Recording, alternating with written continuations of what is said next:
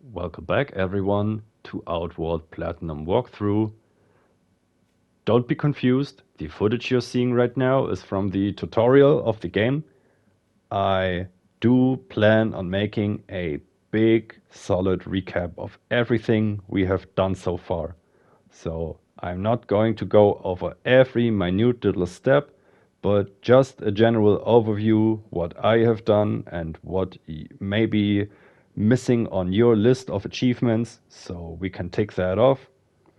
I have gone over the trophies already, so when you watch the last episode, this should be out of the way so you can see what you're missing, and maybe you're even ahead of the walkthrough.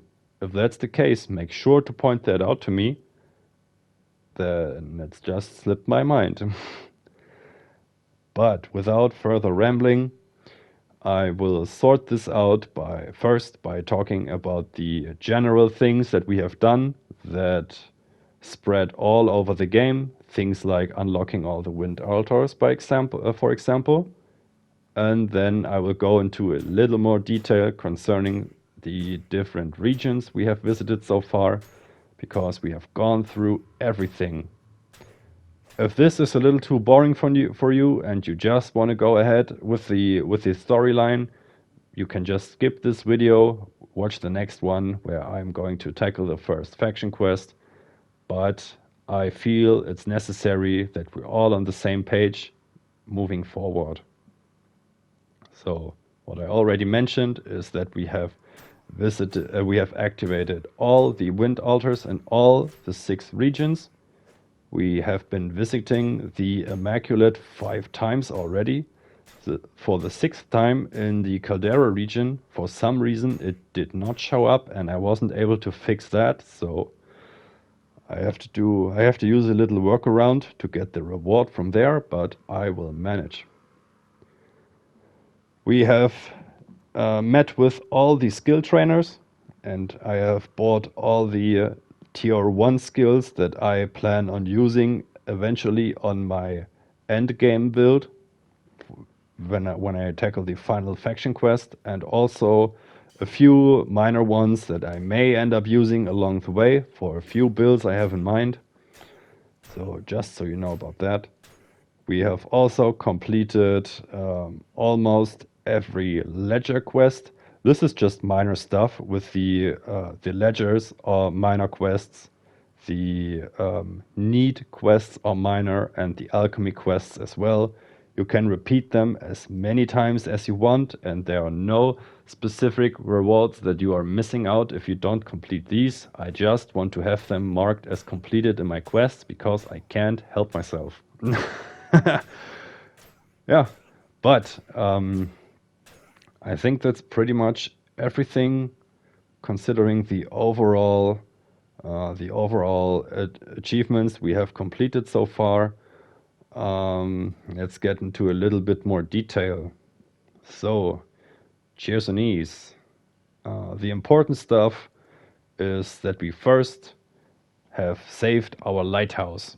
So we got the tribal favor from Michael Aberdeen. We have saved our dear lighthouse with it. And we have also learned quite a few skills already. I learned Enrage at the beginning from Burek and also asked him to teach me the pommel counter for cash. I then went ahead to Ito and asked him to train me the passive skills. You could pick up the shield charge. Maybe I will do that with a certain build or not. I can't tell right now. But we learned skills in Cierzo. We have also been visiting the Cabal Hermit. So he taught us a few basic skills. The main thing I wanted to grab is the skill that increases your weather protection, weather defense. And other than that, I will probably be using this skill tree for a few builds, 1 or 2, maybe all. In my opinion, one of the stronger skill trees in the entire game. We have completed the quest Helen's Mushroom, so we got that shield. I got a spare, so I still have it in my inventory as a nice reminder of all the of the long journey we have accomplished, where we started it, basically. I also have a giant heart garnet sitting in my inventory, waiting to be used. Let's see when that comes to play. Yeah, other than that, I have already picked up the strange rusted sword at the top of Conflux Mountain, which will become relevant to my playstyle. So I hope you did that too. And we have looted Arkansas stash. It's not important, it's just a little, hey, you remember that from the beginning? Yeah, I have picked up the Lightmander's Lexicon, and after that we have gone to the Hallowed Marsh. So, what have we done in the Hallowed Marsh?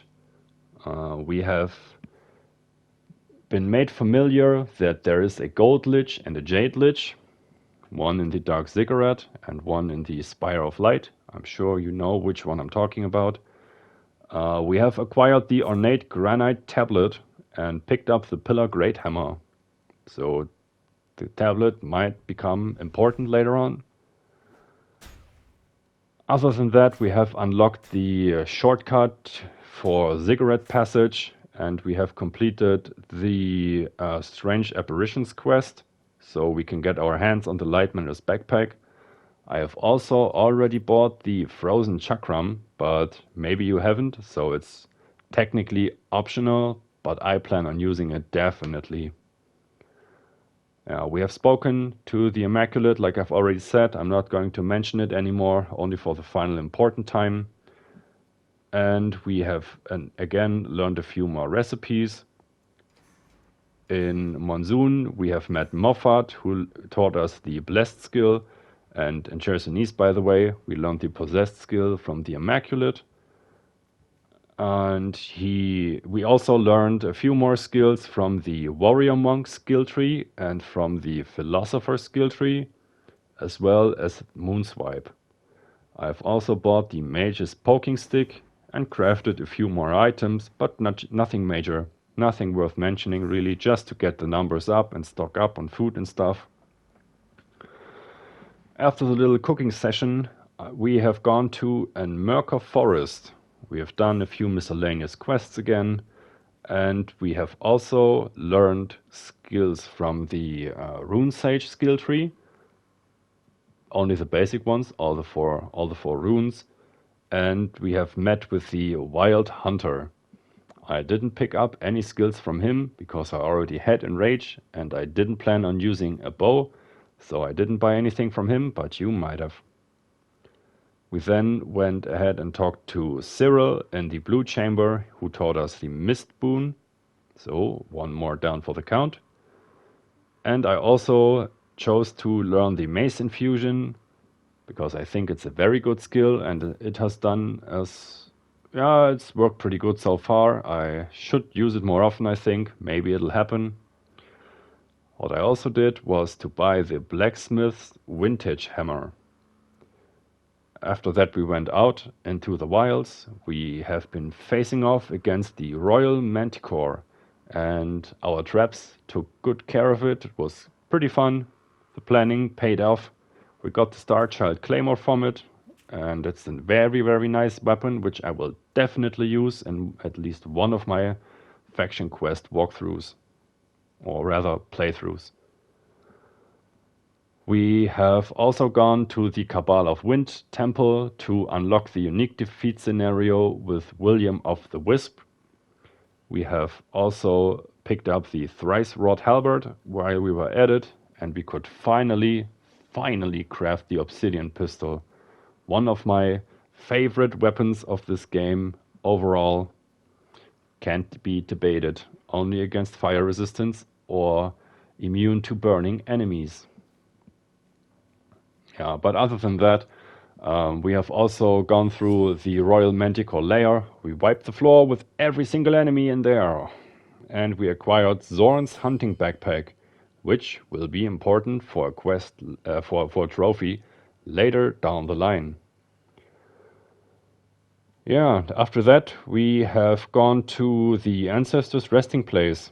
So we could finish the William of the Wisp quest to get the Will-O-Wisp shield. And we have also taken good care of the unique enemy, the Crusher. I messed up a joke here. Yeah, we crushed him. You're crushing it. Yes. Oh, sorry about that.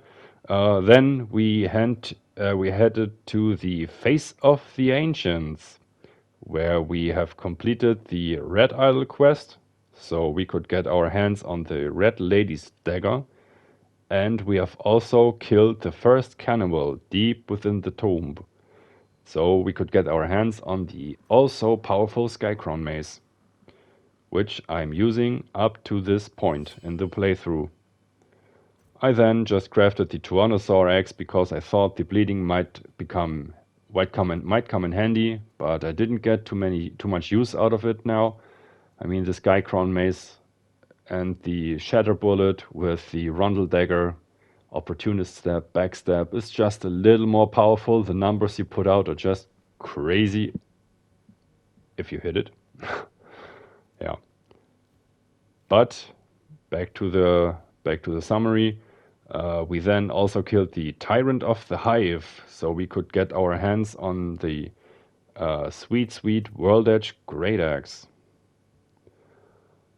I have then also crafted the Manticore dagger. In case you don't have the Rondel dagger right now, this would be a solid substitute, but enough of that. I've already explained my choices of my weapon choices, so yeah. Then we had our little talk about protection, barrier, and resistance, so how defense works in this game. We have crafted the purity potions because it was high time that we got our corruption levels down. And after that, we have gone into the desert. We have received the Dreamer Halberd finally, and we have in Levant learned the Warm Boon from Smooth, and we have also met up with Jamin, the mercenary skill tree trainer, and with Styx, the rogue engineer. I also wanted to learn Simeon's Gambit and Puncture, and I have also received a cannon pistol because I finished the quest Silver for the Slum, which in my opinion is important to do anyway, regardless of whether or not you want to loot the chest. Will be story relevant at some point later down the line. Right. We have received the mysterious chakram.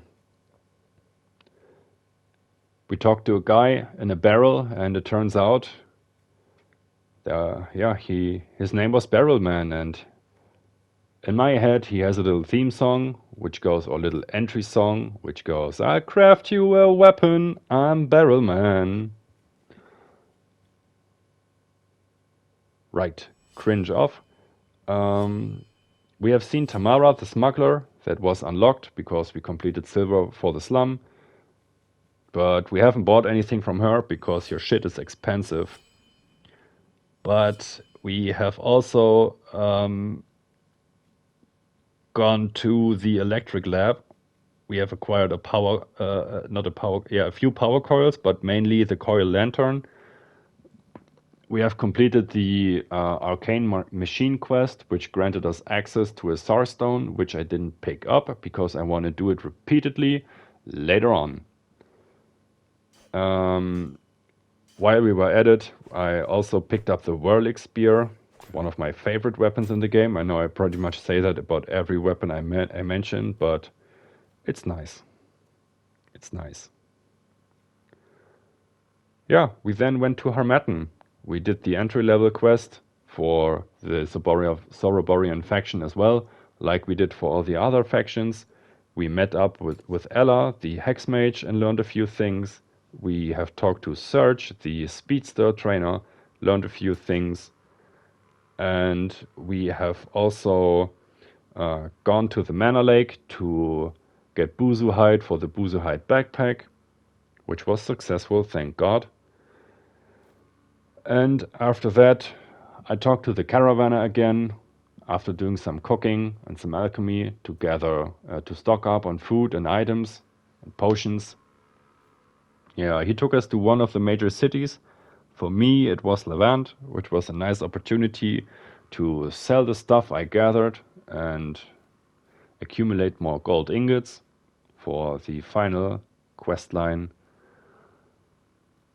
Right.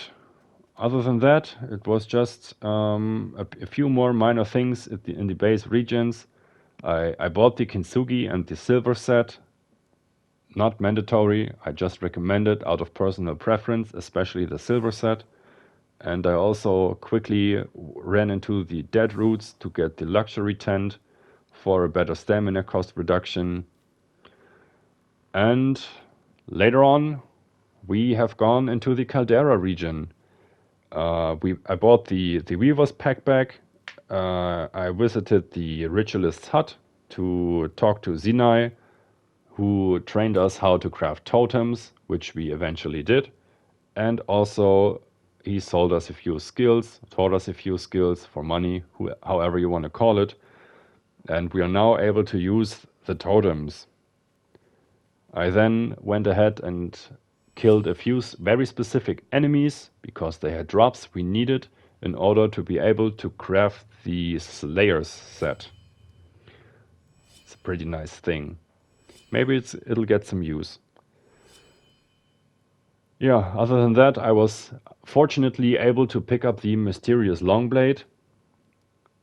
And I also went out of my way to grab 2 Gap's Drink, which will become useful.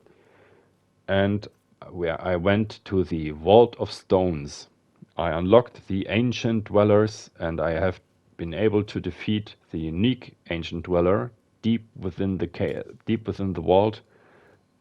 She Who Speaks was her name. Other than that, that was pretty much everything of the preparation that I did. I have then created the master save file and did a little test run on the Plague Doctor and the Light Mender in the Hallowed Marsh, and it went pretty smooth, I have to say. Yeah, but it's just the preparation that does the heavy lifting and the powerful skills in combination. And of course, it's you watching that fills me with strength. So thanks again for that. But with that out of the way, I have also picked up a Sarstone at the end. So I have one right now, but I don't think it's really necessary to pick that up. I just wanted to be a little bit ahead of the curve, so I'm not missing out on one later on. I'd rather have one more than one less. Yeah, but nothing too major. Yeah, and that's it. That's pretty much the recap from all the episode that we have right now. Everything from episode 1 to 28. It's been quite a doozy. It's a very fun experience, even though I know quite a lot of things. Talking over yourself playing is a little bit more challenging than I expected. But with that out of the way, I thank you for watching and or listening. I hope I see you in the next episode, where things will get a little bit more interesting. Thank you again for watching. May wind be at your back, my friend.